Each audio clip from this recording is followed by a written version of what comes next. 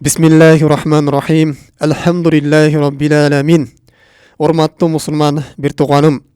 Egerde günah kılууну kalap жаткан bolsoň, anda markumdardın, armandарын, alardın eň söylörün esteginiň. Alar kabırda Allah Taaladan bul dünýöge bir eseptelүү gana möөнөттөрgө kaytarıp koyunu tilenip oturuşat. Alardın armanı, alardın eň söösü bolat. Bul dünýöge kaytyp gelip Allah Taalaga taat ibadat kılıp, kılgan günölerine tawba kılıp kaytuunu Allah Taaladan eňsep, jıldap, aylap, kabırda suranışıp kıynalıp duruşat. Al emi sen Allah Taala bergen wagtty kantip anын günö joluna jumşaysın. Jana ошондой эле урматтуу мусулман bir туганım, ibadat kılууdan çarçap kalgan bolsoň, anda dagы markumdардын armandарын esте. Alar kabırda ibadat kılууну eňsep jaldırap duruşat. Allah Taalaga 2 rekat namaz okuga, Allah Taalaga bir tasbih aytyp alууga, Allah Taalaga bir istigfar aytyp alууну kabırda tilep жатышат. Dagы урматтуу мусулман bir туганım, эгерде бош убактың калган болсо, анда markumdардын dagы armanын esте. Alar sen bekер өткөрүп жаткан убакытты, sen кайсы жака кетирсем экен деп зеригип аткан убактыңды алар кабырда эңсеп жатышат. Дагы урматтуу мусулман bir туганым, билгиниң, бүгүн болбосо эртең сен дагы ушул убактыңды текке кетирген болсоң, ушул убактыңды Аллах Таалага ибадат кылып өткөрбөй калган болсоң, Аллах Таалага күнөлөрүнөн тооба кылып кайтпай калган болсоң, сен да ошолордун катарына кошулуп, бул дүйнөгө кайтууну кайра эңсеп калышың мүмкүн. Мына ошондуктан бүгүн Аллах Таала берген неаматты туура пайдаланып, Аллах Таалага таат ибадат кылып күнөлөрүнөн тооба кылып кал. Раби ибн Хайсам рахимахуллах таала анын үйүндө bir кабыр бар эле. Атайын өзү үчүн каздырып койгон кабыр бар эле. Эгерде анын жүрөгү дүйнөгө бурулуп кетип жаткан болсо, жүрөгү катып калган болсо, ибадатка жалыкпалык кылып жаткан болсо, мына ошол кабырына кирип жатып турар эле. Кабырына кирип, анын үй бүлөсүнө үстүн жаптырып коет эле. Кабырдын караңгылыгында, анын жалгыздыгында жатып, эгерде чыгууну каалай турган болсо, Роббиржиуни, Роббиржиуни, Роббиржиуни деген аятты окуйт эле. Роббум мени кайтаргының, Роббум мени дүйнөгө кайтаргын деген аятты окуйт эле. Ошондо анын үй бүлөсү угуп, анын кабырын үстүн ачып, кайра кабырдан чыгарып коет эле. Мына ошентип күндөрдүн bir күндө дагы ошол кабырына кирип жатып, үстүн жабат. Үстүн жапкан кезде анын үй бүлөсү аны унутуп калат. Раби ибн Хайсам Роббиржиуни деп кайра бакырып кыйгырат, бирок анын кабырын эч ким ачпайт.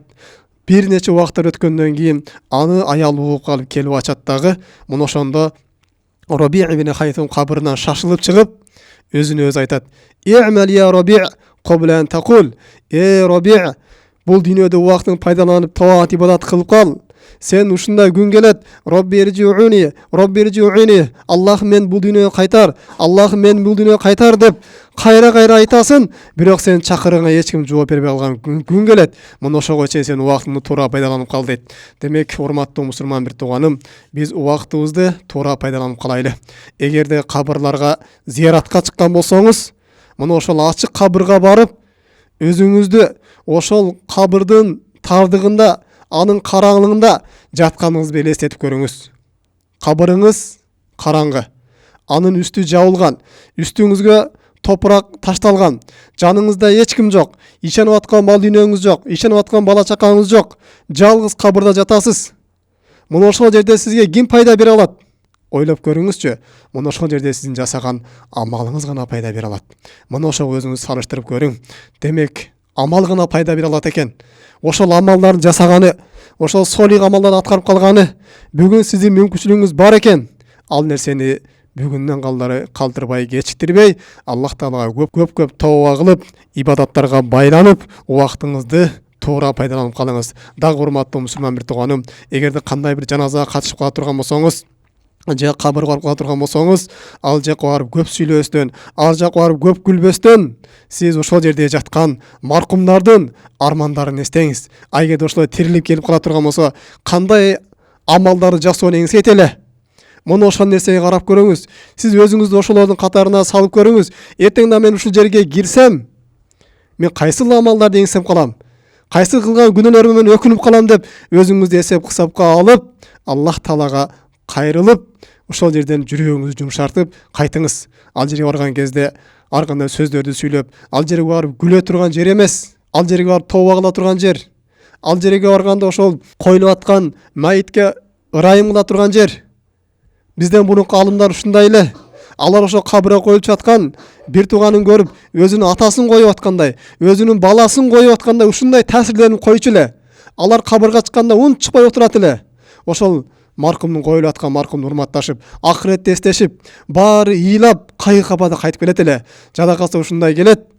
Алымдар майыт жерге бергенден кийин үйүнө келгенден кийин дагы 2-3 күн көздөрүнө жаш алып, ыйлап, жанагы кабырды унута албай ушундай кыйналат деген нерсе келген. Ошондуктан урматтуу мусулман биртогон, кабырга барган кезде сиз ошол жерде жаткан маркумдардын арманын эстеңиз. Эртең сиз дагы ошолордун катарына бир кошулуп, кааларыңызды эстеп сөзсүз түрдө кайтыңыз. Эми урматтуу мусулман биртуганым, бул маркумдардын дагы арман кылган армандарынын бири бул дүйнөдө эгерде ата энесине жакшылык кылбай кеткен болсо, ата энесине ак болуп кеткен болсо, өзүнүн кошуналарына зыян берген болсо, өзүнүн туугандары менен болгон мамилени үзүп, алар менен карым катташ кылбай кеткен болсо, мына ушул адам дагы кабырда катуу өкүнөт. Аллах Тааладан суранат. Аллах мени дүйнөгө кайтарчы. Ата энем ак болгон экем, алардан кечирим сурайын дейт. Аллах мени дүйнөгө кайтарчы. Бир туугандарым менен, тууган туушкандарым менен мамилемди чындайын. Мен алар менен такыр мамилени үзүп койгон экем. Болбогон дүйнө үчүн таарынышып, капаланышып, бири-бирибиз менен катташпай калган экенбиз. Ошолорду кечиришип барып кечирим сурап коеюнчу дейт. Жана ошондой эле кошунасына зыян берип жүргөн болсо, тили заар болгон болсо, ошол кабырдан чыгып, мен кошуналарымдан кечирим сурап коеюнчу деп ушундай арман кылып турат. Урматтуу мусулман бир тууганым, бүгүн бизде убакыт бар. Ата энебизге ак болуудан этият болойлу. Ата энебизге көп жакшылык кылайлы. Тууган уртазын болгон мамилебизди чындайлы. Бир туугандар менен болгон мамилени чындайлы. Достор менен болгон мамилени чындайлы. Ортобузда кандай бир жаман сөздөр өтүп калган болсо, бири-бирибизди кечиришип калайлы. Эртең кабырга барган кезде бул өтө кеч болуп калат. Мына ошондой эле дагы эгер кошуналар менен таарынып жүргөн болсок, кошуналарга жакшылык кылып калайлы.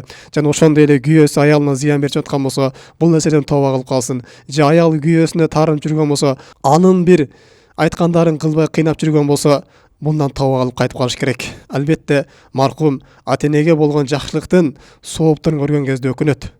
Пайгамбар саллаллаху алейхи ва саллям айткан хадисти көргөн кезде, Аллах Тааланын ыраазычылыгы ата эненин ыраазычылыгында турат. Ал эми Аллах Тааланын каары бул ата эненин каарында турат дейт.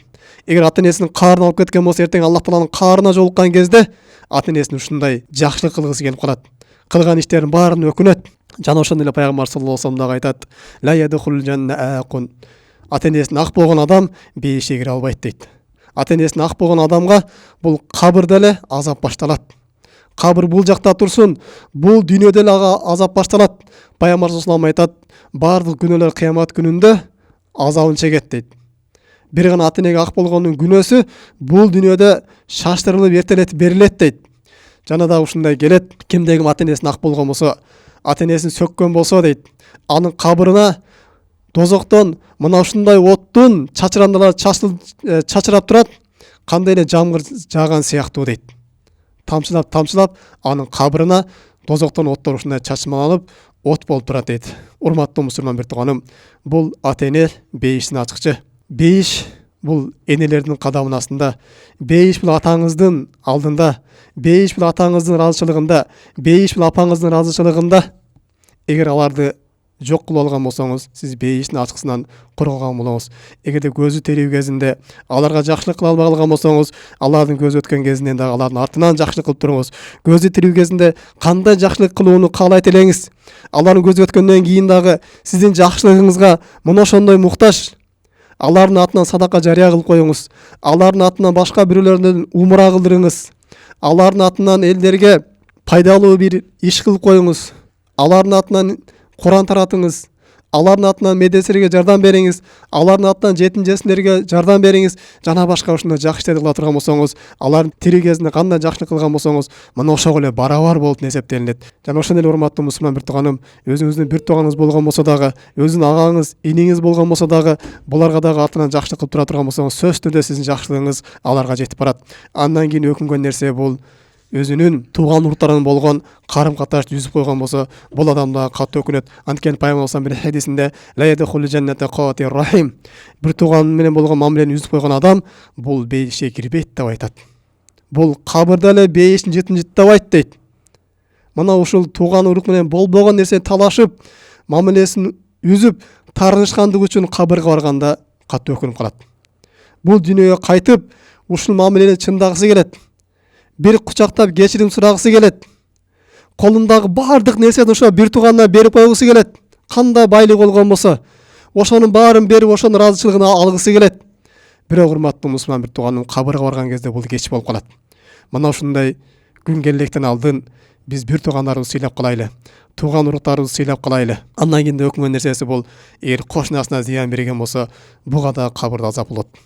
Бул да кабырда дүйнөгө кайтууну эңсейт. Ошол кошунасына зыян берген болсо, ошодон барып кечирим сурап коюуну эңсейт. Ошол кошунасын урматтап, сыйлап, ошого жакшы мамиле кылууну каалап калат. Кошунасынын акысына кирген болсо, анын акысын кайтарып берүүнү каалап калат. Мына ушундай убакыт келелектен алдын, урматтуу мусулман бир тууганым, биз кошуналардын, туугандардын, ата-эненин жана ошондой эле жубайладагы бири-биринин акыларына бекем болуп берип калайлы. Субханак Аллахумма бихамдик, ашхаду ан ла илаха илля анта астагфирука ва атубу илейк. Ассаламу алейкум рахматуллахи ва баракатуху.